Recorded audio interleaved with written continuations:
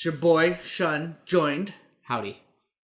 by the man who has seen the good side of bad, the downside of up, and everything in between. The man who has licked the silver spoon, drank from the golden cup, and smoked the finest greens. Steve OG. Wow. That's a resume. Is that what you put on your resume? I was just trying to think if you missed any prepositions there. You were like up, on, in between, around. Join us as we open the Extreme Wrestling Archive ECW 3-Way Dance. 1995.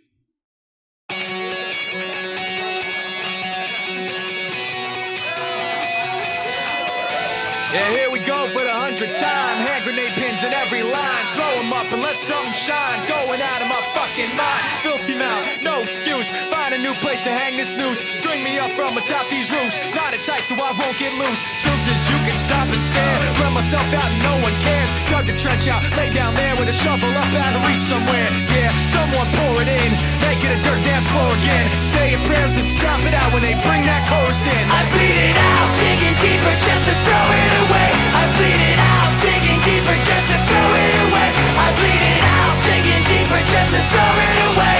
Just to throw it away. Just to throw it away. I bleed it out. So, how are you? I'm good. 1995 was a good year. Yeah, started off good. Remember what happened last time? I'd probably put 1995 in my top 20 years.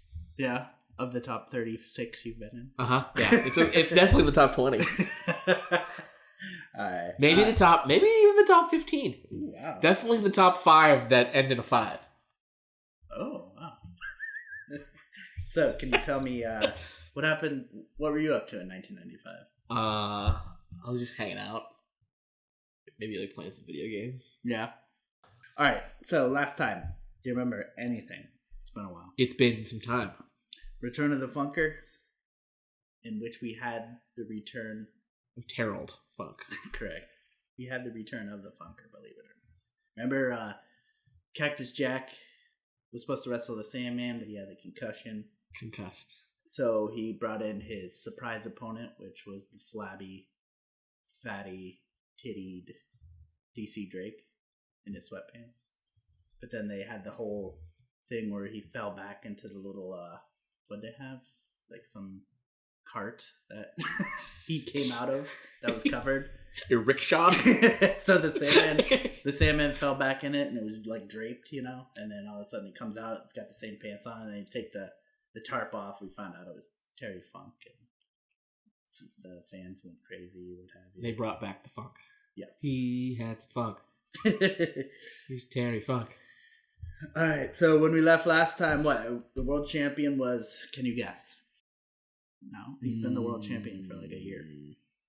I got nothing for you. Shane Douglas. Of course it is. The TV champion, remember, it was Dean Malenko. He won it from, who? Too Cold? Who had won Too Cold Scorpio. Correct, sorry. Too Cold Scorpio. Who won it from... Use his full Christian name, please. I'm not looking forward to that match because I'm going to have to say his name a lot and in full. Who had won it from Jason. So, remember, Scorpio won it and lost it the same night. For our Spanish-speaking friends, that's Jason. Is that how it's pronounced? I believe so. Your tag team champions, Benoit, Malenko, the triple threat. They won it last time from the Public Enemy, correct? Or was it Sabu and Taz? Wasn't there some shenanigans there? Well, I remember that's the one where, he came out in a wheelchair and they pushed him into the guardrail and he was bleeding from his stomach somehow. Benoit and Malenko, they won it from the Public Enemy at some point. So that was your champions last time. So going in here, your world champ, still Shane Douglas. Your TV champ is Too Cold Scorpio now. So we'll go into that when his match comes out. Your tag champions are still Benoit, Malenko. So, what else happened at Return of the Funker? We saw what? Stuff with Streamer, Raven. I do not recall. Mikey Whipwreck versus Hack Meyers. Nothing came out of that. Paul Loria. Don't even know what happened to him. He's gone. House. He's House, right? He's the guy in House. Hugh Loria. Yeah. Paul Loria. No. Too Cold Scorpio versus Hector Guerrero. Didn't really get over with the fans. The Rotten Brothers. They had the barbed wire baseball bat match. That was pretty gruesome. Anything else? Anytime you have a bat and or barbed wire, it's gruesome. Anytime you put them together, double. It's some sort of invention. Then we had Marty Jannetty, Shane Douglas defending his title against the Marty Jannetty. Public Enemy came out. Rocco Rock in a wheelchair. Benoit and Malenko took on Sabu and Taz. And then very end was the DC Drake, Sandman, Cactus Jack, Terry Funk debacle. So that was everything that happened, and then they named it Return of the Funker, which kind of killed it because you knew it was gonna happen. Exactly. It was like the movie There Will Be Blood. Was there blood in there? Yeah, they're at the end. Oh. Last time Return of the Funker, that was about February? I think February 28th, 5th, somewhere around there. Now we're all the way up to April. So between them, we had some house shows, some TV going on. Douglas, he defended his title against Tully Blanchard, another person who... Tully Savalas from Kojak. Another person who will not be sticking around any time here in the business. He's got things to do, insurance to sell. And I think he was well into cocaine at this point. So he had a lot of that to do as well. Funk, Sandman, Douglas, Cactus Jack, the feud, it's been building up, and then they had a big match March 18th, which ended up with Funk burning Cactus Jack with a flaming branding iron. That was the day after St. Patty's Day. Did they call it the St. Patty's Day pounding? They should have, but they didn't. I don't think there was any Irish connotations at all in there. Right. It was because that was a Saturday. That means St. Patty's Day was on a Friday. I bet that was debauchery. It was 1995, though. I wasn't much of a drinker back then. You were 11 years old. Yeah. So he ended up pile driving Cactus Jack onto the flaming branding iron and pinning him for 3. So it was a pretty brutal match. Pretty entertaining, though. Ron Simmons, he was also in the mix here. We picked him up in Florida. He demanded more respect from the wrestlers there. And then he called out the biggest man of all, 911. So the two of them kind of started feuding, exchanging words, what have you. Too Cold Scorpio, he wrestled Malenko for the TV title like I mentioned earlier, and he won after Taz interfered. We'll go much more into that when his match comes out. And then Dreamer and Raven, they continued to feud. A couple weeks, I think it was like March 21st, something like that. Raven made Dreamer participate in a Generation X gauntlet match, which was pretty fucking sweet, actually. Since it was a Generation X match where they just like, well, that's how Raven doesn't matter who wins. Yeah, we're both gonna lose anyway. Yeah, that's basically what Raven was.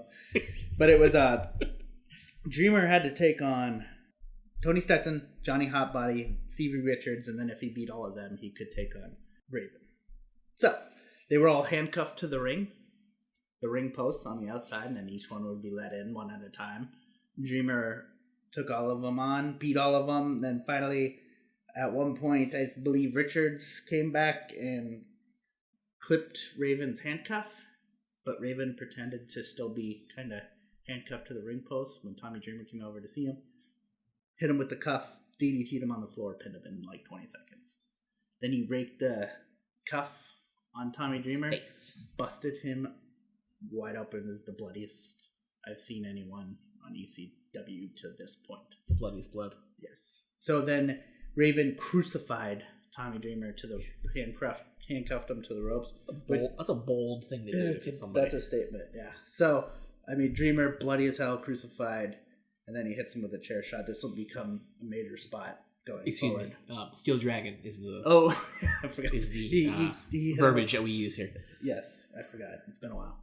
He bought him a Steel Dragon. He gifted him with...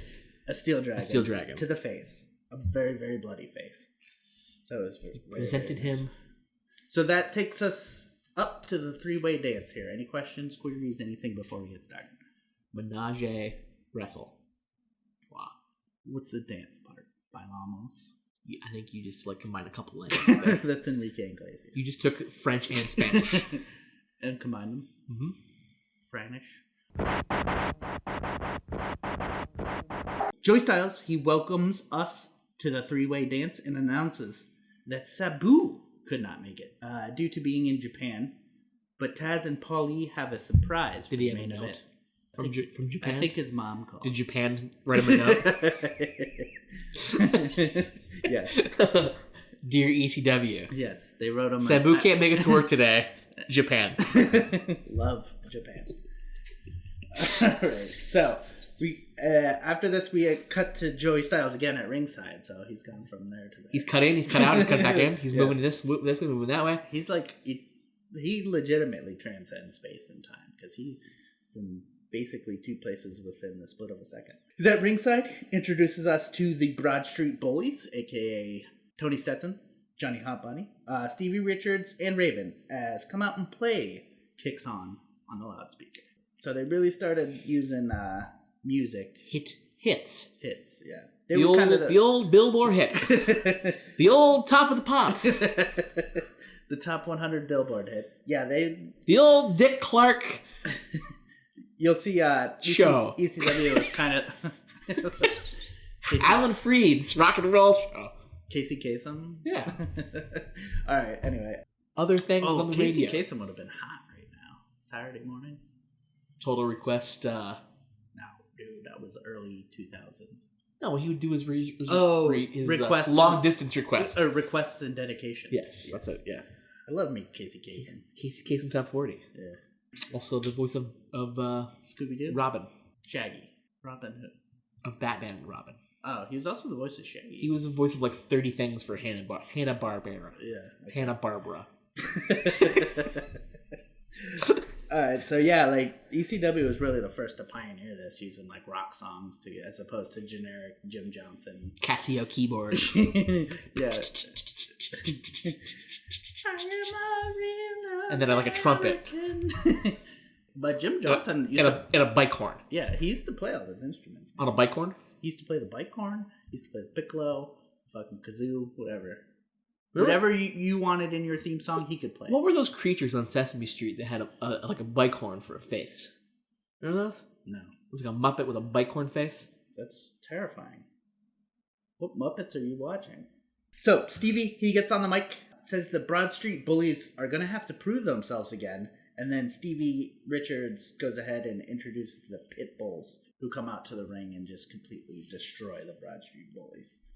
They hit the super bomb on Tony Stetson and get the 3. So apparently this was a match. I didn't realize that. It happened. It started and then it was on. I didn't hear the bell ring. Joey, he didn't even leave ringside. He was still there because I think they came back and cut a promo afterwards. They were still fresh enough to cut a promo afterwards. Pitbulls, they scream into the mic and say that Raven is their master. They'll do whatever he says. Have you ever had a pitbull? Have you ever mastered a pitbull? No. So basically, they'll do whatever you tell them. Huh. Stevie, he then introduces the fat girl from summer camp. You remember this part? Who he introduces? No. How could you not? This leads to the introduction of Beulah McGillicuddy, who I've been in love with since 1995, basically. Wow.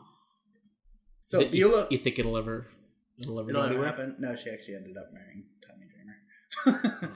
Beulah is aka Teresa Hayes, or now she's Teresa Laughlin. Dreamer? Yeah, which is Dreamer's real name. Teresa Dreamer. She was a Penthouse model. Search Daydreaming. Is she a Teresa or a Theresa? Teresa, actually. Theresa? No, Trisa. So she's a Teresa. Trisa. Teresa. Yeah. Thank you. I think it's Teresa. Teresa? It's odd, whatever it is. But anyway, search Daydreaming, Beulah McGillicuddy, Penthouse. Good stuff. She worked. That would be a Boolean search with all those different search terms. Don't do it at work, though. Mm-hmm. Don't use hashtags. She did work briefly in the late 80s in Stampede Wrestling as Brian Pillman's sister. And I guess late before this, she was like a backup dancer for Prince. Wow. Met Raven through some baseball player. I can't remember his name. Grant? Something Grant. She's like the Forrest Gump of life. Yeah? What? All those cool things. Oh. she said she was like a Penthouse model, gave Raven her photos, I guess. Raven's like, we need to get this woman in here. And Raven took the photos to Paul Heyman, and Paul Heyman's like, yes, we need to get her in here. And here she is. Raven's old crush from... Or no, excuse me. She had a crush on Tommy Dreamer, but she was fat and gross back then. So she ended up banging Raven to get back at Tommy Dreamer. Because that's how girls think life works. But it didn't work, and now she's a smoking hot Penthouse model with wonderful boobs. In 1995. Correct, yeah. Now she's like in her 60s. She's 50, but she's very beautiful. Any thoughts on Beulah McGillicuddy? Beulah's an old name. Yeah. Joey Styles says she doesn't look like a Beulah. Do you know any Beulahs? I do not. Me neither. All right, so and I don't want to. No? I'd like to know this one.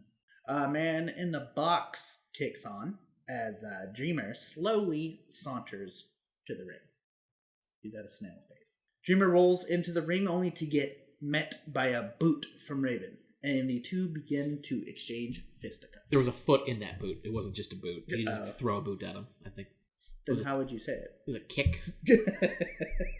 he just threw a boot. That would be kind of funny. Yeah. There was a foot in that boot. Yeah. All right. So the the two begin to exchange fisticuffs. Go quickly to the outside. Raven, he's whipped into the steel. Dreamer, he drags him to the back of the building as well as through the crowd. I think they end up in the toilet. Toilet. Yeah. In the back of the building there. It's not very far, though. It's only about just around the corner. It's like over there. It's over there. Dreamer, he finds a frying pan, whacks Raven. Styles calls him the innovator of violence. That should be a t-shirt. Dreamer calls for something from the crowd. Like he's like, give me something. And someone throws him a cheese grater. Why? So, why did they have a cheese grater? Because they bring weapons, man. They're innovators. Maybe it's the crowd who's... This was pre 9/11. You could just carry cheese graters. Yeah. Can't do that anymore. You know, especially not during travel. Yeah. Raven, he hits a low blow, but Tommy still grades his face. Is that how you say that? Like, say you were to grade cheese? Is that the correct term? I do not. Don't know. Is it grade or is it great? Oh, it is great, isn't it? I believe grade would be like if you just like, oh, this is a B+ cheese. Exactly.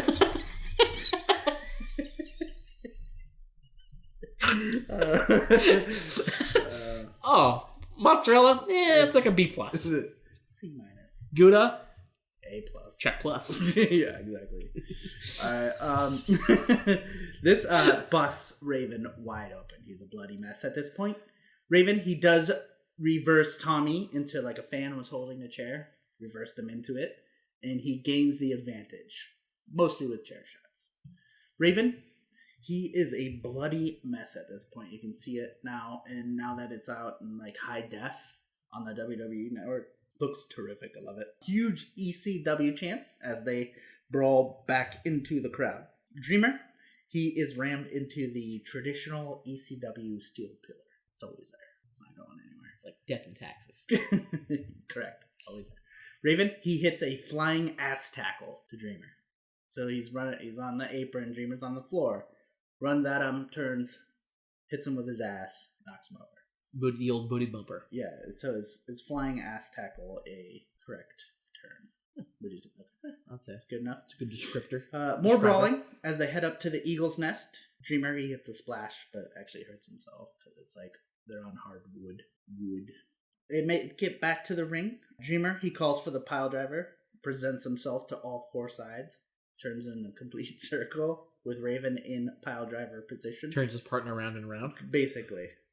They do-si-do, and then he proceeds to spike the pile driver. It actually looks pretty nasty. It's nice. We get the "he's hardcore" chants as he bites Raven, and then he gives us a little whack karate, little judo chop. Yeah, but why they don't do anything? Like they don't hit anybody though. What's the point of that? Fear? I believe it is to channel your chi. Oh, it's not to like impose fear on your. No, I think it's it's to become one with your inner chi. Chi. Okay. It's to build it up. So his chi has gone from 50% to 100% after he's... Right. Or is chi measured in percentage or points? I don't think so. So I think point it's, system? I think it's measured in like ounces. Fluid ounce. I think it's a fluid. I believe it's a fluid ounce. Drams? Are we using the apothecary system here? Alright, so Dreamer, he's on fire, taking care of Raven. Wait, here. they set him on fire? No. I missed that. He's on metaphorical fire. NBA Jam on fire. Correct. Okay. Alright, so Raven, he reverses an Irish whip and hits like a desperation DDT on Dreamer. But Dreamer still tries to go for the pin, only gets a 2 count. Raven, he regains the advantage with another DDT. A lot of DDTs being thrown around here. Stevie, he starts smooching Beulah on the outside, which is kind of weird, like totally fake, causing her to slap him across the face.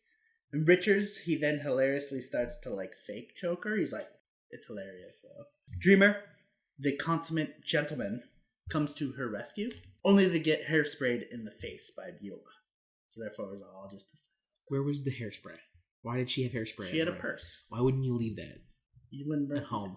Have you ever been with a woman in her humongous purse? I know, but that seems like a... They could fit a body in there. That'd have been funny if she would have hit him with a body. Alright, so Stevie, he hits Dreamer with a super kick, and then Raven DDTs him on the floor, throws him back in, gets the 3 count. What are your thoughts on the match? I love the fact that there's a cheese grater, and I'm just looking around thinking about other kitchen items you could use as like a weapon.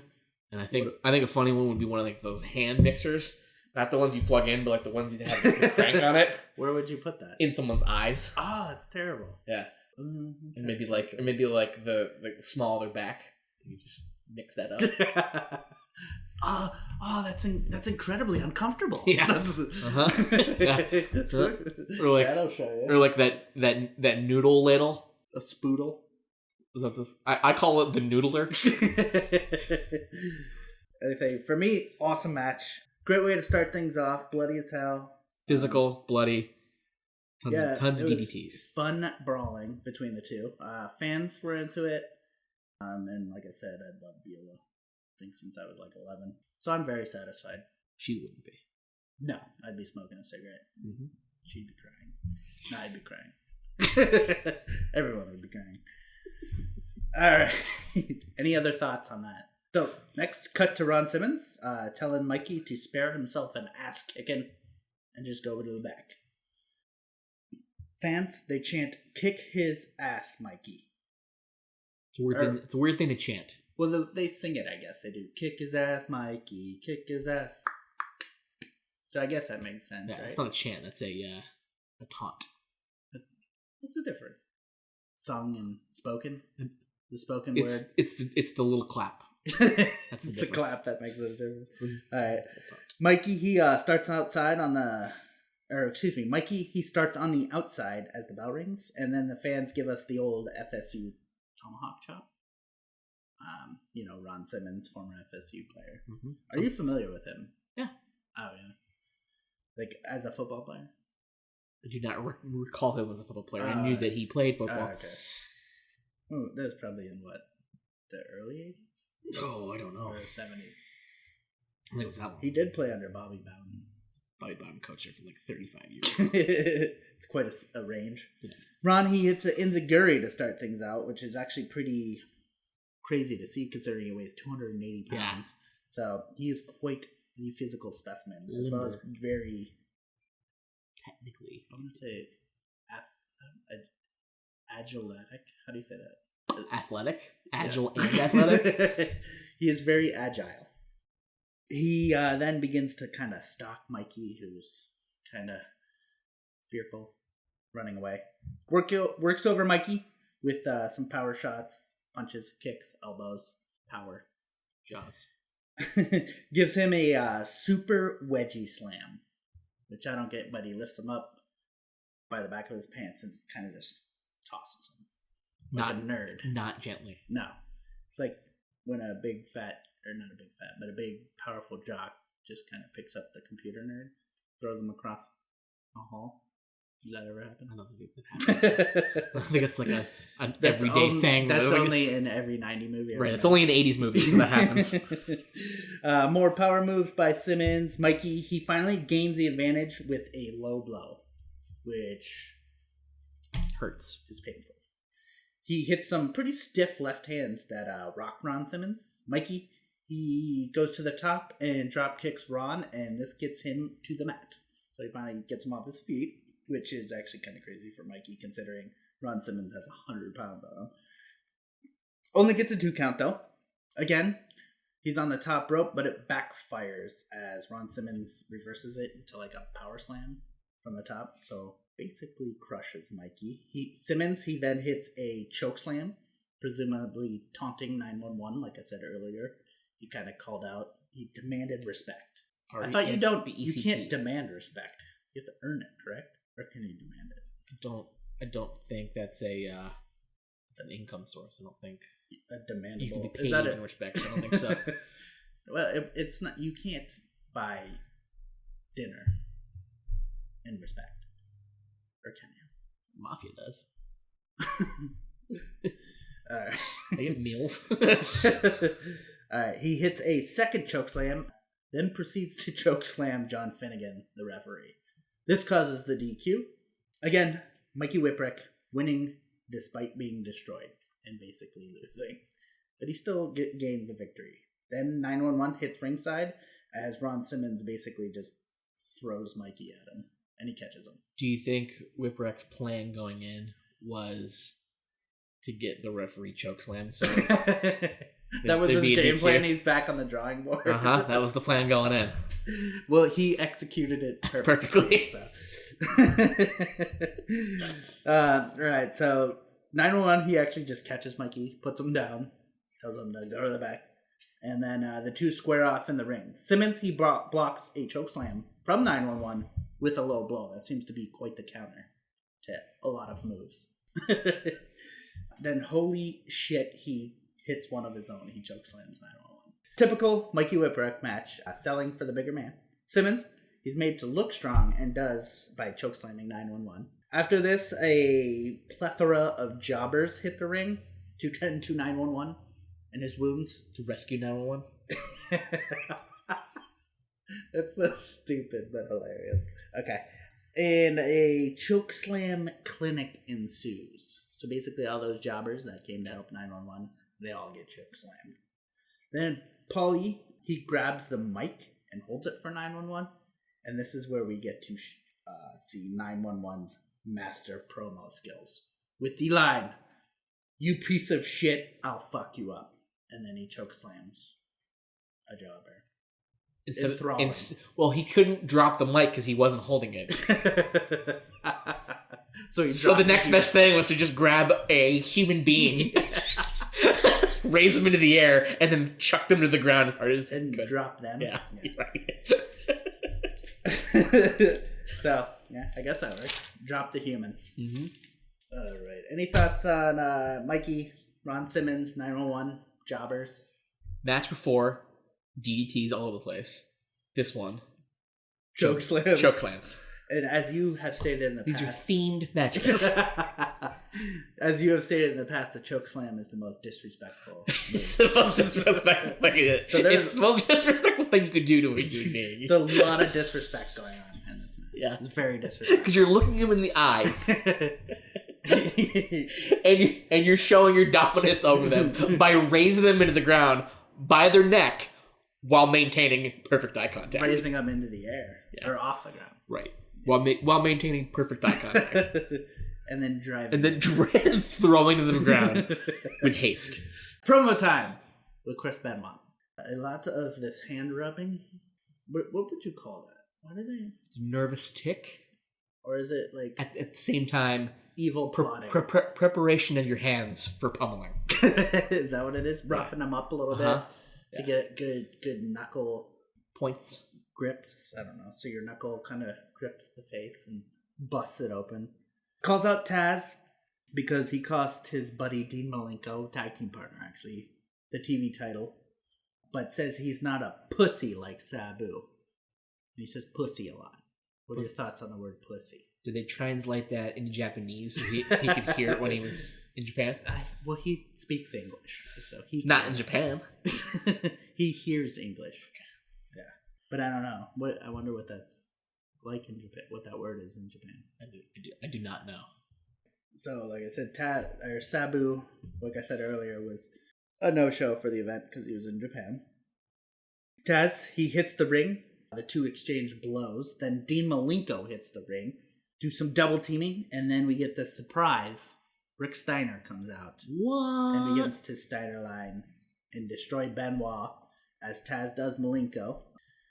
Steiner and Taz, they have a little dog love session where they both get on their hands and knees because, you know, Rick Steiner does the whole dog thing.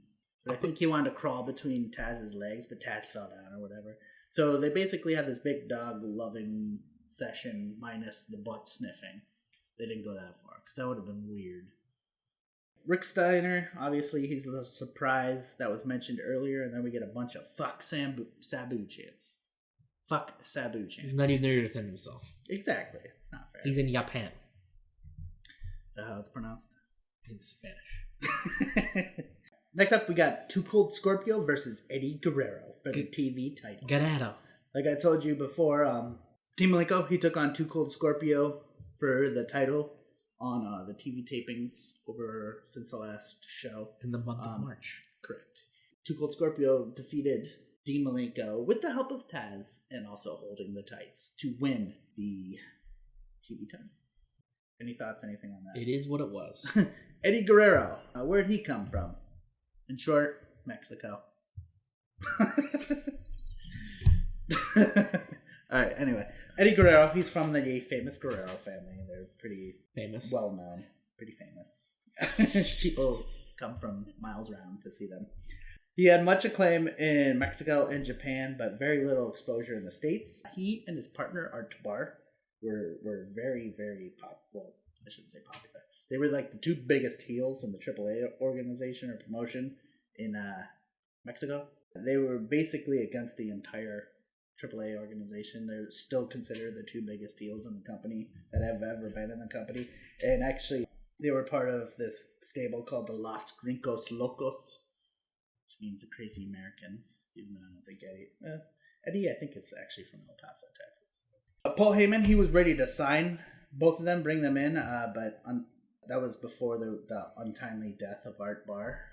There's still some suspicion how he died or whatever. Lots say heart attack, some say unknown. They believe it was drug related. I don't think there's ever been a clear answer. So here's Eddie Guerrero solo in a TV title match in his debut. So it's a good way to start. You need some clout in other states for this to be your debut match. Sure. So we start out with some shoving, some old-fashioned shoving. Just like in the old cafeteria. A little bit of jaw-jacking, and then we see Scorpio. He is sporting a heavily taped left shoulder, presumably from his, in the injury. Malenko match, he really worked over his leg. But he definitely was favoring that shoulder. They lock up. This leads to a side headlock, but then turns into a stalemate. So no advantage to either. Some more mat wrestling showcased by the two. Reversals, counters. Eddie attempts to shake Scorpio's hand, which Too Cold Scorpio just shoves him to the ground. But then Eddie does a nice kip up. Do you know what a kip up is? Yeah, pretty sweet. Very athletic. Agile-atic. It's very agile-atic. Some more counter hold. More stalemates. Eddie, he hits his trademark boot spin to Scorpio's face. Where he kind of just puts his boot on him and then does a spin. That's exactly what it is, yeah. Better than a meat spin. Very different. Two different things. He does then his other trademark slingshot senton splash from the outside in and then into the Scorpion Deathlock. Notice he doesn't call it the sharpshooter, which is the same move. It's only to be reversed by Scorpio almost immediately, so not much damage. That would break your back. Well, it wouldn't break your back, but it'd be very, very painful. Can you kill Scorpio with a Scorpion Deathlock? Ooh, that's a good... Well, I guess if it's a Scorpion Deathlock, you're putting a Deathlock on a Scorpion. Or is it a Deathlock that's usually performed by a Scorpion? So they'd be immune to it? Mm-hmm. Oh, I don't know. Well, apparently he knew the reversal. But he's not a Too Cold Scorpion, though. He's a Too Cold Scorpio. which is just somebody born sometime in October or November. But who says he doesn't know Scorpion Deathlocks? Or how to apply them and get out of it. Well, he gets out of it immediately anyway. Eddie, he hits a brutal brainbuster. It's nasty. He then hits the frog splash, but only gets a 2. Now the frog splash, that would become Eddie's eventual finish. That was Art Barr's finisher, so kind of an homage to his late tag team partner. Rest hold by Guerrero allows me to catch up on my notes, because I was getting pretty far behind, because the action was hot and heavy, and fast and furious. Eddie, he then hits a devastating poke to the eye. It's always my favorite, because he like taps him and he just pokes him. It's always so funny. It's such a dumb little thing, but I you ever been poked in the eye? It's not. It's not dumb. It's the worst thing that could ever happen to you. Did they stop UFC fights for a poke in the eye? There'd be copious amounts of blood, but if you get poked in the eye, it's like game over. Yeah. Back and forth with the Irish whips, and Scorpio hits a Japanese arm drag, which is pretty nice looking. Nice standing drop kick. Too Cold Scorpio, very athletic. Super kick, flattens Eddie. Scorpio, he dumps Guerrero to the outside, and Eddie eats the steel twice. So back and forth whips him. The guardrail. Back inside as Scorpio brings in Eddie the hard way with a nice suplex. Which is also a movie starring Michael J. Fox. Hard way? The Hard Way, yeah. The hard way. Low blow by Eddie regains the advantage. Guerrero, he splashes Scorpion from the top rope. Get to the outside. It was pretty damn sweet. This gets an oh my god from Joey Styles. And Eddie chants from the crowd. Edward. So actually it's Eduardo. Which is Spanish for Edward. Yeah, but why would you change? He's Latino. Because it's 3 syllables. Eduardo. So is ECW. ECW. They actually make it's 4 syllables and make it 3. Alright. So back inside, Eddie, he hits a fisherman suplex for the 2. Do you know what a fisherman suplex is? Don't know. It's the perfect plex. Okay. Swinging DDT from the second rope by Eddie. That gets a huge pop from the crowd. Looks pretty brutal. Only gets a 2 from the ref, though. Gets a huge reaction from the crowd, but only a 2 from the ref. Scorpio, he regains the advantage with a back elbow. Pretty stiff. Scorpio, though, he does get caught up on the top. He gets crotched on the top. And then Eddie hits a top rope Hurricane Rana, or Frankensteiner. Are you familiar? I'm familiar. Devastating. Only gets a 2, though. Again, up top, this time Eddie, he does like a backflip. It's pretty athletic. But he ends up getting hit with a cross body by Scorpio for a 2 count. Scorpio, he hits a picture-perfect moonsault. Only gets a 2, though. Harsh powerbomb into a front flips. Is that a somersault? Leg drop from standing position. Scorpio, he calls for the tumbleweed, which he hits, which is like a backwards, it's a back somersault twist, 1.5 leg drop. Basically a diving maneuver that he turned into a leg drop. Only gets a 2 count though. Scorpio, he can't believe it, angered. He whips Eddie into the ropes. Eddie reverses Scorpio into a roll up, and this is where he gets the 3 count. Eddie wins the title. First match. Diving in to the deep end. Coming back to the surface. Holding the belt. Is that your thoughts on the match? What are your thoughts on Eddie Guerrero? Positive. We got the name. We got a big name. Yeah. He's about to explode. Yeah. You can tell he's not going to last long. No. In this go. He's definitely going to get snatched up. And knowing what I know, because I'm in the future, yeah, I know that he's probably not going to last long. He doesn't. Because of the future. So for me, this was a nice wrestling spectacle put on by both men. They hit each other with every move in their arsenal, plus some. I think they stole other arsenals. Eddie, he wins the title his first night. Looks incredible. And Scorpio has nothing to be ashamed about because he still looked great as well. Good exposure for Eddie. Obviously, probably too good of exposure, as we'll see in time. Much better with Scorpio than with Hector last time. Not as Hector didn't really give as much as Eddie.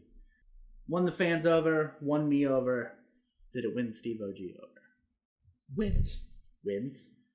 Both men shake hands and get a well-deserved standing ovation from the crowd. I hate standing ovations. Why? I think we do too many of them. You'd rather just sit and clown. I think in your lifetime, as a human being, you have a finite amount of standing ovations in encores that you're allowed to request. So, are you saying giving standing ovations or receiving standing ovations? Giving. Oh, okay. There's an unlimited amount of receiving? Yeah. You can receive standing ovations. But I feel people should be more reluctant to give a standing ovation. Yeah, they should be a little more cognizant. You shouldn't have more than 3. You shouldn't be participating in more than 3 in a lifetime? Yeah. Wow. Because if not, you're just dumping them down. It doesn't mean anything. Exactly. It does every time. It takes away the luster, the grandeur, the clout. Yeah. But if you only had 3 in your entire lifetime, who would regulate that? Huh? Who would regulate that? Individuals. Excuse me. That is your 4th standing ovation. You cannot participate. Yeah. Take it back. Yeah. So you want to put a limit on standing ovations? I'm just saying. I feel like me standing. In order to get me to stand up, you better do something very special. Well, and these 2 men apparently did. All right. Next up, we have Axel Rotten versus Ian Rotten in a hair versus hair match. So we went from a baseball wrapped in barbed wire match to a hair versus hair match. To just having hair. Or not having hair. Just bring your own hair on you. That's all you have to do. Bring it with you. Hopefully it's still attached. Don't bring what if one of them just brought a bag of their hair? As long as it's your hair. That's okay. Just don't bring somebody else's hair. So usually they escalate in violence for these feuds or whatever. I feel like this is... It's like they got to the arena and they're like, oh, I forgot my book bag. I forgot my bag of tricks. But the fans all brought shit. I'm sure they could find something. Do you think the person that brought the cheese grater was there for the wrestling, or he was just there for the spaghetti dinner afterwards? He was in charge of the grating cheese. Of the Parmesan. So now there's a spaghetti dinner with no grated Parmesan on it. Oh, man, it was probably a rousing failure. It wasn't a success. All right, so this is continuing their feud post barbed wire baseball bat match. They kind of just on TV, they just cut promos on each other. Nothing exciting really has happened since Return of the Funker. Axel doesn't even make it to the ring as the 2 begin to brawl in the aisle. Ian kind of meets him halfway. Ian, he eats a frying pan right off the bat. So, at least with the hair versus hair, they're at least incorporating other things. He also takes a sign and a guardrail to the face, body, and chest. Axel, he carves up the back of Ian's head with that parking sign. Like, he takes the hard edge of it and just flosses the back of his head with it. That's painful. Yeah, it was brutal. Busting his head wide open. At this point, I noticed Ian's shirt is way too tight. Like, his nips are hanging out. It's pretty nasty. He needs to wear a bigger shirt. That's me. That's just your public service announcement. Yes. Finally, the more you know. Finally, they make it into the ring. Only lasts for 1 forearm, though, as they begin to brawl back outside. Straw Hat Guy, you can see him in the crowd. The fan, it looks like he's got like a family portrait out there, like many stages of his family's life, presumably to be used as a weapon. I don't know, maybe he got divorced, didn't want any memorabilia with his wife. Maybe he picked it up from the photographer on the way home, or on the way to the... Yeah. He bought it at like an antiquity. He had to pick it up by 5. And he couldn't make it home. And he took the bus, so... So he was actually still not quite on his... He was kind of on his way home. Yeah. With it still. Didn't quite make it home on it. Hey, honey, what happened to that family portrait I asked you to pick up there? The photographer lost it. Then Huge Black Man makes an appearance at ringside. Remember that huge monstrosity that's kind of run security? He's probably like 6'4", 400 pounds. Makes an appearance. Back in the crowd, we get some heavy chair shots by Axel. We go all the way back to the nacho stand. I think bleachers, past the bleachers, all that. Ian, he is bloody as hell here. Front of his head's bleeding, back of his head's bleeding. He's just a bloody mess. Finally, we get back into the ring, and this is where they bring in the family portrait of the Straw Hat Guy's family. I think it was many generations sitting around a campfire, something like that. Ian, he kind of breaks the picture into pieces and takes a piece of the framework and digs it into Axel's arm. Well, you think he was like a vampire? Well, he didn't go in the heart. He went just to arm. Started carving up his arm, and you can clearly see Axel blading his arm. And pretty violently, too. He's really going to town on himself with that blade. Axel, he's now bloody as hell. He grabs the timekeeper's hammer and proceeds to slash Ian's arm with it. So you can see Ian kind of cutting his arm as well. I actually started running out of synonyms for cutting. Because I just kept carving and slashing and... Yes. Ian, he hits some straight right jabs to Axel's balls. I'm talking like 3 in a row here. Pretty nasty. Hits a swinging neckbreaker, which I believe is the first actual wrestling maneuver of the match. Go back into the front row, both bloody as hell. We get some ECW chants. The only thing I was thinking is, I hope neither of these two have like hepatitis C. Their shit is everywhere. I guess that wasn't a big a deal in 1995, was it? Yeah. Yeah. When did Pamela and Tommy Lee get Right around there. Axel, he hits a suplex on the bleachers. Incredibly painful. Get back into the ring where they exchange a chair shot. Ian hits a pile driver on the chair, but he misses the follow-up elbow. Axel, he gets like a burst of energy. He whips Ian into the ropes and then hits him with like a super chair shot to the head, which gets him the 3. And then Axel proceeds to cut Ian's bloody ass hair and throw it into the crowd. Again, Hep C. Ian, he kind of regains his composure, hits Axel with like a painting tin, you know. I do. You're familiar? I know. Okay. Cuts Axel's head with the scissors as well, which was actually really nasty. Axel, that was pretty fucking vile, actually. Because Axel gets up. The first thing they teach you in kindergarten is how to handle scissors so no one gets hurt. Yeah. They should have used round-tipped scissors. Ian, he spits on Axel, which I think is the most degrading thing, and then leaves the ring. As Axel slowly gets up, you can see how bloody he is, especially after the scissors to the head. Gets his hand raised, and we get an ECW chant. What are your thoughts on that bloodbath? It was like a show and tell. With weapons? Of weapons. A paint tin and a sign. Like a notebook. What else do we have? Scissors. Family portrait, scissors, a tiny hammer. Bloody, violent, love it. My book. Both men, they can't wrestle at all. They're not meant to. They're meant to brawl and be bloody. Gruesome brawling fulfills my lust for violence, and I am happy. And obviously, this is not over. This feud is not over. No. Any other thoughts on that from you? I also like that you said chair shot a couple times in there. As opposed to what? Chair shot. It came out like judicial system. he hit him with a chair shot. I'm drunk right now. All right, so next up we have Meyers versus Dino Sendoff. What the fuck? I believe this is the piss and beer and nacho match. Yeah, this possibly. is like hey, these guys are here. The main event, there's 2 main events left. You better go refill your nachos, take a piss, and get your beer. Call home and tell your wife that you lost the portrait. Find out if you're sleeping on the couch. Right. The crowd gives us the Shaw chants, as always, with Hack, with his punches and elbows. Dino, his uncoordinated ass trips over Meyers, and he falls. But Hack kind of covers it up quickly by kind of stomping and punching him. So, like, you know, they run the ropes and then jump over the person who's literally laying flat. You have to jump this far off the ground. Dino fucks it up and trips and falls. Crowds chant, "You fuck up. You fucked up," which is pretty funny.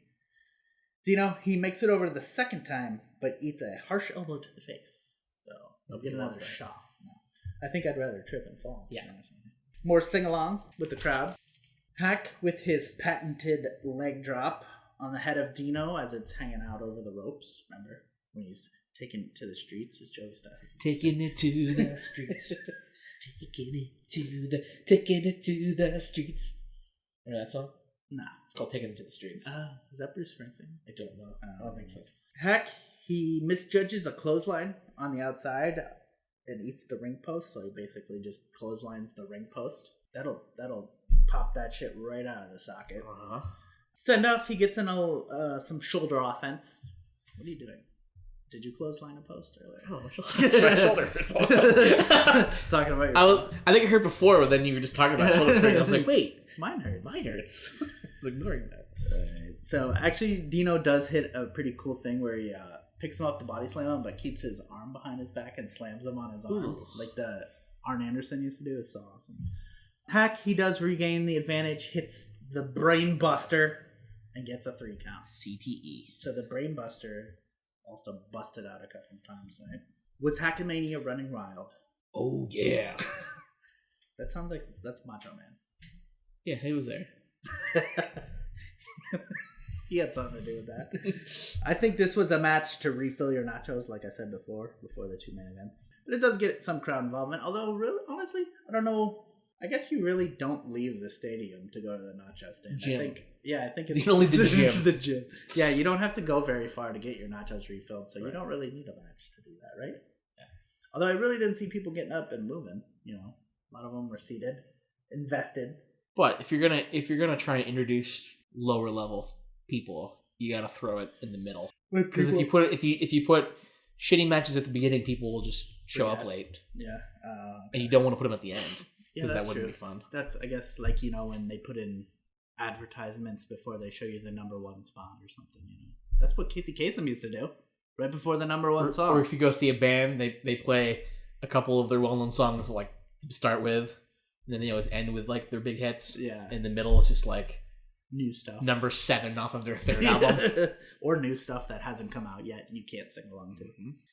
All right, so up next, we have the Sandman versus Shane Douglas for the world title. World. What are your thoughts on Shane Douglas defending the title? I feel like we've seen him defend a title before. Barely. But what do you think of him defending the title against somebody who's actually in the company? That's never happened before. All right, so we cut to the Sandman woman. Enter Sandman, blaring in the background. Woman's boobs. Mr. Sandman. Yeah, woman's boobs look wonderful. It's not that one. It's your like typical 7-minute entrance there. Then we cut to basically Shane Douglas being in the ring. I was like, I wonder if maybe he didn't have entrance music yet, so you don't want to make the challenger look better than the champion. Maybe he came like from the ceiling, but they just cut to it. They didn't want us to see that. Maybe it was like a magic trick. Like, he blipped in there. We didn't want to reveal. This isn't fucking breaking the magician's code. Yeah. Styles, he tells us that Todd Gordon has banned the Singapore cane from ringside. So no Singapore cane. Even though he came to the ring with it after that cut, it was no longer there. Neither was Todd Gordon. Cheese graters are okay, though. Still, right? Correct. Yes. Douglas, he jumps the Sandman, begins to work over the Sandman's leg. He goes straight for the leg. Yeah. Which, I don't know Sandman's offense. It doesn't usually involve his legs, but I guess if you don't have a leg, you can't do much. Stand. Correct. It's kind of tough to stand without a leg, right? All right. Nice vertical suplex by Douglas on the Sandman. He is not a light man. He's got a very big gut. Jump cut to the Sandman with the advantage. So I don't know what was going on here at this point. If you just noticed, there was a bunch of jump cuts. So it was like a highlight. It was much like the title tournament, the NWA title They had to fit it on that VHS tape. That's true. So they had to cut it under 2 hours. The Sandman, he has a cross-faced chicken wing on. Then he hits a nice shoulder breaker. So we see the Sandman showcasing wrestling as opposed to brawling. Wait a minute. Yeah. Then he puts him back in the cross-faced chicken wing. He's like yelling at woman to slap Douglas. She refuses. Something going on there. Sandman, he hits a leg drop from the top. Looks like he actually almost landed, sat on Douglas's face and head, which I wouldn't object to. Then we do another nasty jump cut to a pile driver. Woman, she now has the cane and is up on the apron. So the Sandman, after he hits the pile driver, guess he thought he had the match won, pulls a smoke out, has woman light it, and then we notice then that she gently tosses the cane to Shane Douglas. Which is banned. Correct. And Douglas hits a low blow with the cane, which he doesn't. I feel like he would whack somebody in the face or something. But a low blow, I guess. And then rolls him up to get to 3 count and retains the title. So he called to have that banned. And then utilized it. Correct. What the fuck is that?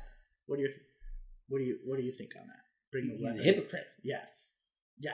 And the old bring the weapon and it gets used against you. You gotta use what's around you, though. Yeah. Post-match, woman and Douglas, they hug and proceed to suck face. Cut to later in time, the Sandman. He's distraught, sitting in the ring, but he finds solace in smoking a cigarette, which most people do. Oh, the 90s. Next, we cut to Sandman, who's cutting a promo on woman, Shane Douglas, calls her a bitch. It's harsh. And then stomps out his cigarette. Then we cut to Douglas with a promo. He's got woman by his side. At least it's not Mr. Hughes. Right. Not a bad promo. They're both talking about a future match. They didn't talk about the match that just happened, apparently, but they're talking about match in the coming up, which is presumably the one from Hostile City Showdown. For me, why was this match clipped? I tried to find why, but I don't know. Like you said, maybe they were just trying to fit it on a 2-hour VHS tape. Maybe somebody inadvertently taped over part of it with TGIF on Friday. So they had to cut. They had to see what type of shenanigans Urkel was getting into. Swerve. We did get a big swerve with woman turning and joining with Douglas, and then we have Douglas defending his title against someone that could come back next time. There could be a rematch. Correct. That's why I thought it was probably clipped. Any other thoughts on that match? World title match defended. No reasons. Plot building though. Yeah. Here comes the hot stepper. Blasts on as the fans start waving their hands in the air like they just don't care. Were they whooping? I don't know. No, this wasn't Arsenio Hall. Okay. The Public Enemy hit the ring. Were they whooping at where it was? No, that's so last year, dude. It's 1994. This is 95. It's a new year. Hot steppers here. What a great song. Yeah. So then they go into the crowd, and there is Large Black Man. What was the other guy? I do not. That I just talked about earlier. That's what you call him. Big Black Man. Well, there's a Large Black Man, and they take his shirt off and then give him a Public Enemy shirt, and then they continue to wave their hands in the air. So I guess the Public Enemy are kind of like faces now. I feel that if you didn't care, you wouldn't be waving your hands. Yeah. You'd be like, whatever. Yeah, I feel like waving your hands in the air, you care. Yeah. To some degree. You're making an effort to wave your hands. Yeah. All right, and then Perfect Strangers by Deep Purple kicks on, which I know that as Shane Douglas's name, but it's not quite yet. Maybe that's why it was clipped. You know what would be an even better song? The theme song from Perfect Strangers, which I sing in the shower regularly. With Balky? Yeah. This kicks on as Benoit and Malenko hit the ring. Why aren't they last? Because champions should always come in last. But they don't. But if you go in first, then you can prep to see where everybody's coming from. You can keep your head on a swivel. But if you come in last, you see where everyone else is and plan your strategy accordingly. But if you're in first, it's your ring. Yeah. And you're inviting people over. So it's your home field advantage. They're coming to your house. Oh, so and they're bringing cheese. If you're out first, you're basically home, and if you come out last, you're away. I believe so. Is that how that works? Because of travel. All right. So both teams start brawling before we get a third team, and then Taz and Rick Steiner hit the ring. This is where the thrice way comes into play. Yeah, because there are three teams. Yeah. So Taz and Rick Steiner hit the ring, and suplexes ensue. It's a salad of suplexes. Yes. Smorgasbord. 4 more suplexes for all. They hit Benoit, Malenko, and both the Public Enemy. And then Benoit hits a German suplex on Rick, who no-sells. Top rope bulldog on Benoit, and Rick stands tall in the middle of the ring. Rick, he hits Rocco Rock with a cookie sheet, which is unusual for him. He looks very uncomfortable. Yes, because he got hit with a, metal. No, I'm saying Rick, Rick looked using metal. Yes, using metal. Everyone but Rick is brawling on the outside. He's kind of just hanging out in there. He's like, when are we going to grapple? Yes, exactly. Lock up. Looking for a lockup here. I said, maybe, yeah, he must be uncomfortable. On the Hold hands. We have a lot of... When are we going to grapple? A lot of brawling on the outside. Much better camera work this time. There's actually a camera on the floor. I wonder why didn't they have this for the other brawls to the outside? Maybe they did, and that's what they were trying to splice in and out with. But they fucked it up. Maybe like the guy running it, like did the thing with the on and off button, where he was like he thought he was recording, but he wasn't. And then when there was no match, then he would turn it on and just record. Just guys nothing standing around. Yeah. like everybody's aunt did one time. Everybody's aunt did at your birthday party. Yeah. Yeah. Turn it off right when you're about to blow out the candle. Yeah. Rock, he misses a couple moves on Rick Steiner, like hits a moonsault and something else, but Steiner, he looks pissed, and then he hits Rocco Rock with like a sit-out tombstone pile driver. Looked very nasty and painful. Grunge, he makes the save, though. I think he would have gotten a 3 with that. More brawling on the outside. Rock, he finds a couple frying pans. We've seen multiple frying pans, a cheese grater, a cookie sheet, painting tin. I'm just thinking about all the things from the kitchen. Oh. How are they baking the nachos? And grating the cheese for the nachos? What if they're using liquid cheese? Well, they have to, because they can't use freshly grated cheddar. Okay. And then your nachos are cold because they're getting baked in the oven. Yeah. And then can't fry them in the grease either. Frying pans. Taz, he hits Rock in the balls with a frying pan handle, like the pan part, the skillet part actually just fell off, so it was just the handle. Hit him right in the balls. Rick, he's brawling into the crowd with the Public Enemy as Benoit and Malenko hit a flapjack on Taz on the inside. Couldn't make a flapjack if your frying pan's broken. No one brought like a spatula or a hand mixer? Benoit, he then hits a diving headbutt, and Malenko rolls up Taz for the 3, so therefore Taz and Steiner are eliminated. Pretty quick, actually. Taz and Steiner won't leave, though. They hit a couple of suplexes.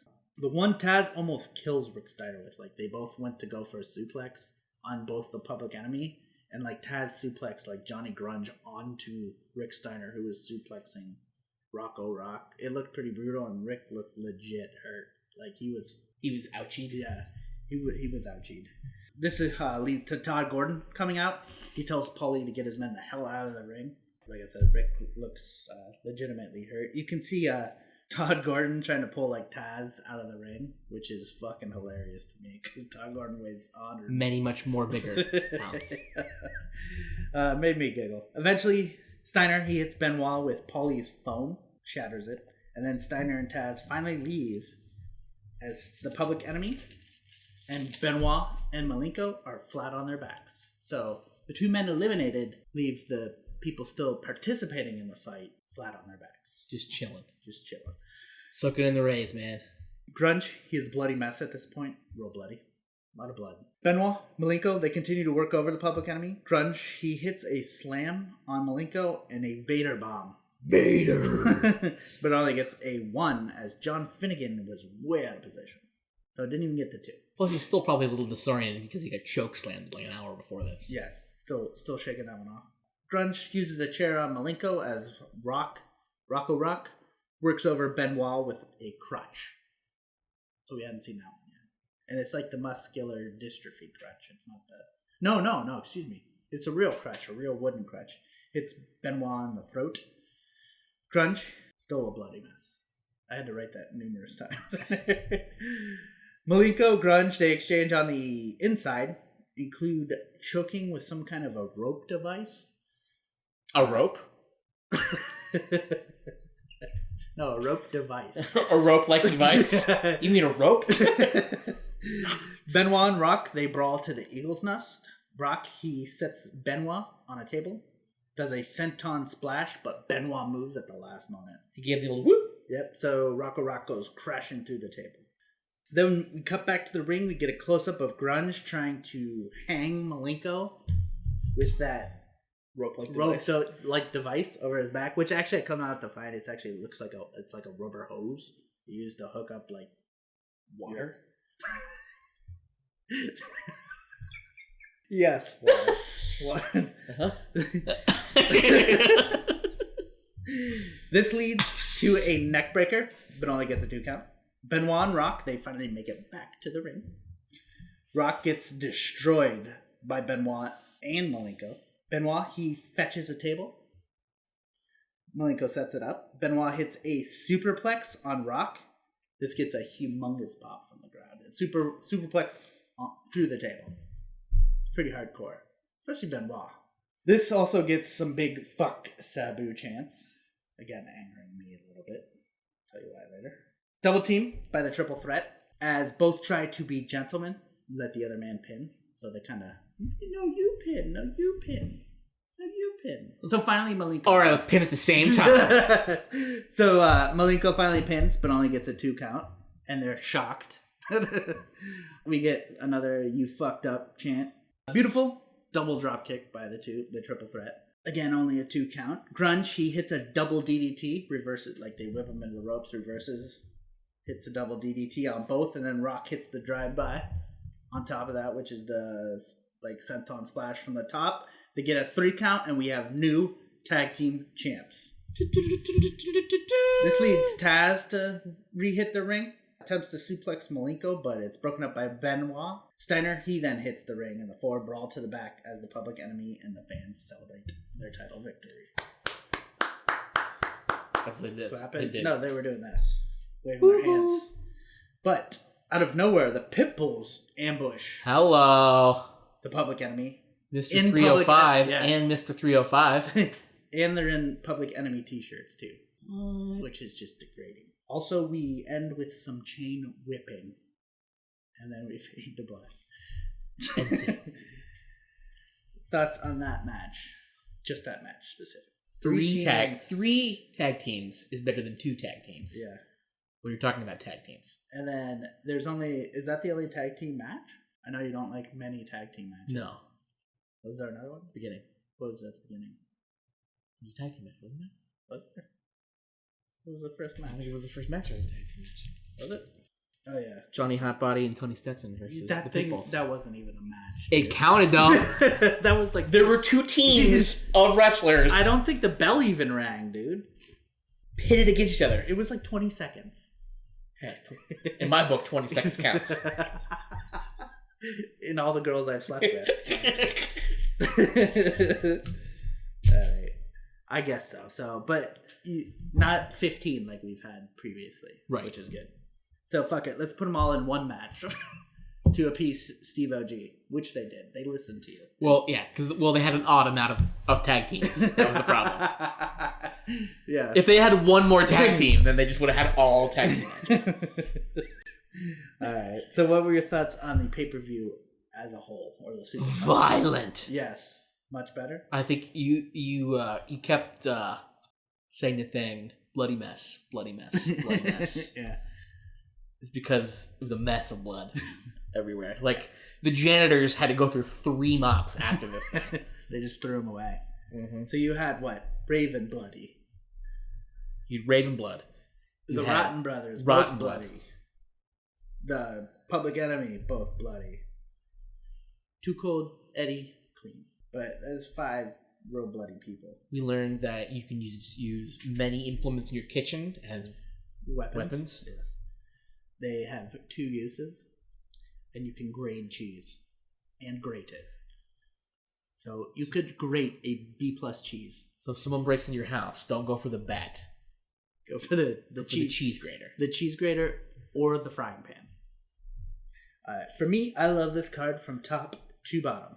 Violence. I like it from the bottom to the top. Yeah, because it starts at the bottom and goes to the top. I like it backwards. It was violent, bloody, and they even had a little bit of pure mat wrestling in there to kind of cleanse the palate, as they say. There's a lot of high explosion moves. Yes. DDTs. Brainbusters.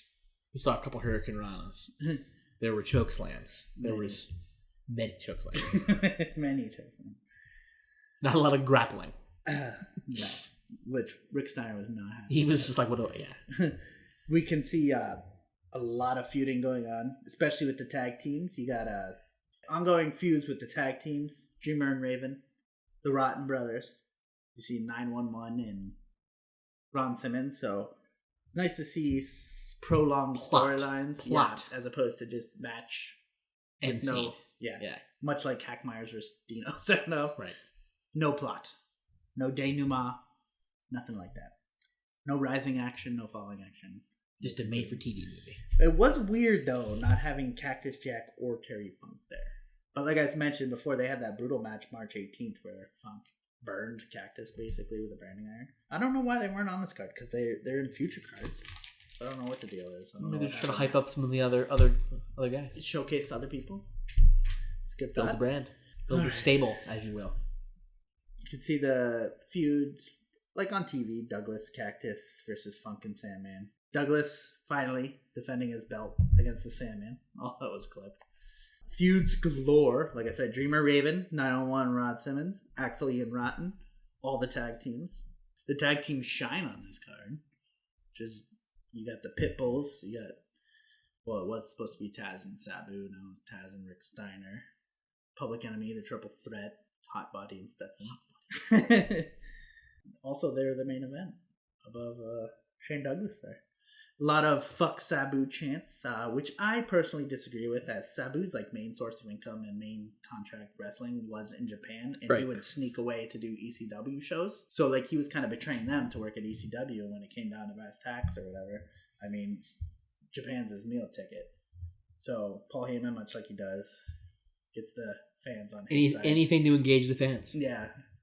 Able to twist it and turn it to make Sabu out to be the bad guy. But like I said, Japan was his main meal ticket there. And actually, I think this wasn't on camera or whatever, but Paulie came out and like publicly fired Sabu, like in front of the crowd.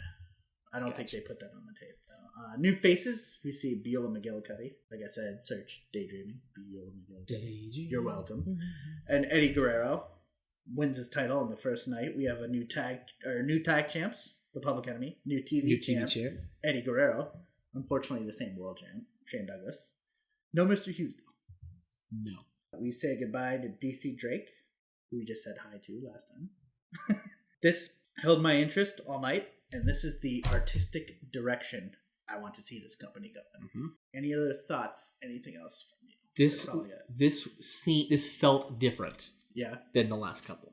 Yeah. And I think it was because there were some new faces and just each match felt different than the one before. There was a storyline in almost every match, which definitely gets you invested double in the match. Yep. A lot of blood, which is good for me. Violence, love it. This is the EC. You got big talent starting to grow, which unfortunately will come to be their downfall. But we'll enjoy it while we can here.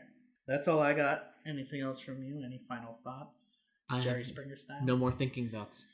All right, well, that's all I got. But you can follow us on Facebook, watch us on Vimeo, YouTube, listen to us on SoundCloud, or I think Apple Podcasts is what it's called now. You got rid of iTunes, correct? Just called Podcast, yeah. It's just called Podcast. The podcast app. Apple Podcast. And then you could help donate a little bit to us on our Patreon page, Extreme Wrestling Archive at patreon.com.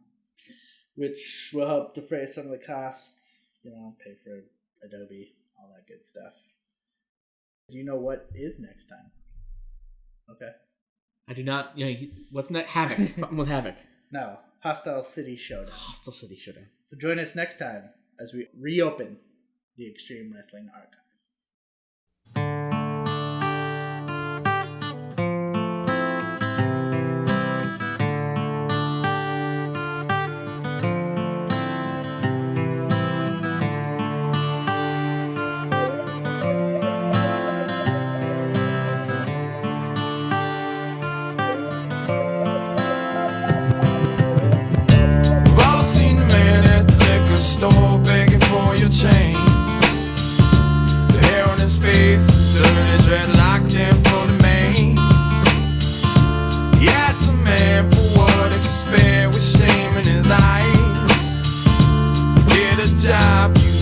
Slobs, all he replied.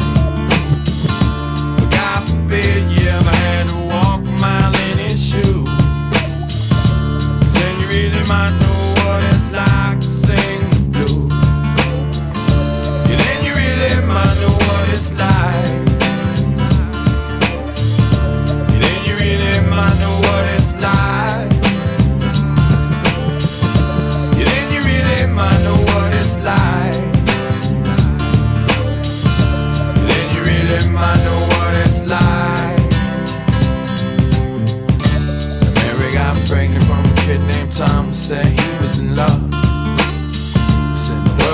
everything, baby doll, I'm the man you've been dreaming of. But 3 months later, he say he won't date or return her call. And she swear, goddamn, if you find that man cutting off his balls. And then she heads for the clinic and she gets some static walking through the door. They call her a killer and they call her a sinner and they call her a whore. God forbid you ever had to walk a mile in her shoes. 'Cause then you really might know what it's like to have to choose. Then you really might know what it's like. Then you really might know what it's like. Then you really might know what it's like. Then you really might know what it's like. I seen a rich man beg, I seen a good man sin, I seen a tough man cry. I seen a loser win and a sad man grin, I heard an honest man lie. I seen the good side of bad and the downside of up and everything between. I licked the silver spoon, drank from the golden cup, and smoked the finest green. I stroked the baddest dimes at least a couple of times before I broke their heart. You know where it ends, yo, it usually depends on where you start.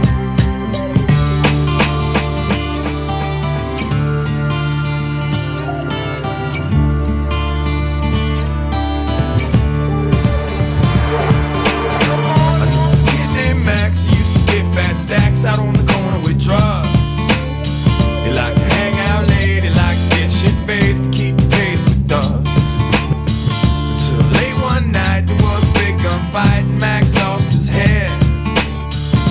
He pulled out his chrome 45, talked some shit and wound up dead. And now his wife and his kids are caught in the midst of all of his pain. You know, it crumbles that way